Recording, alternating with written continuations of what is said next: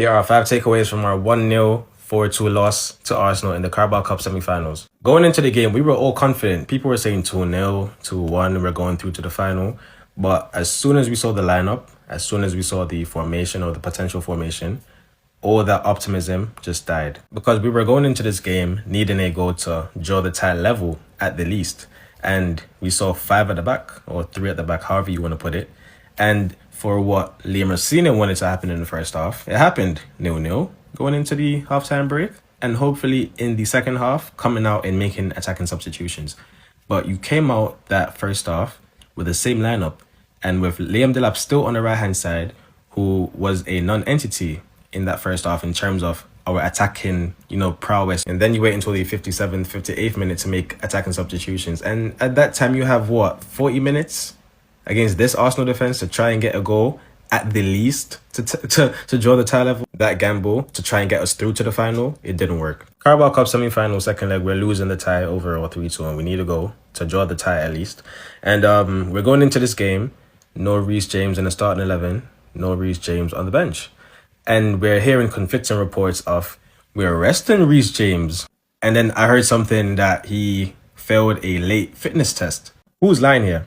Who's trying to do up some briefing to make the fans, more appeased? Who's doing it? Because if you picked up a minor injury, there's nothing wrong with that. Just tell us, because we understand.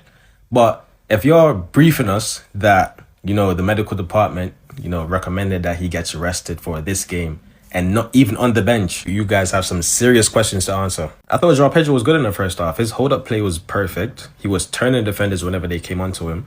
But the problem was, he never had any attacking-minded players to link up with. Because he turns away from Gabriel, he turns away from Saliba, and who does he have to link up with? Cucurella doing overlaps, and Malagusta doing overlaps. And by the time attacking reinforcements were made in the second half, the game was already drawn out, as shown in his second half performance. On the topic of those substitutions, they didn't make a difference to the game at all. And I think it was always going to be difficult to make an impact in a cagey game like this. We saw Estevao come on the left-hand side, Palmer on the right-hand side, and João Pedro up top.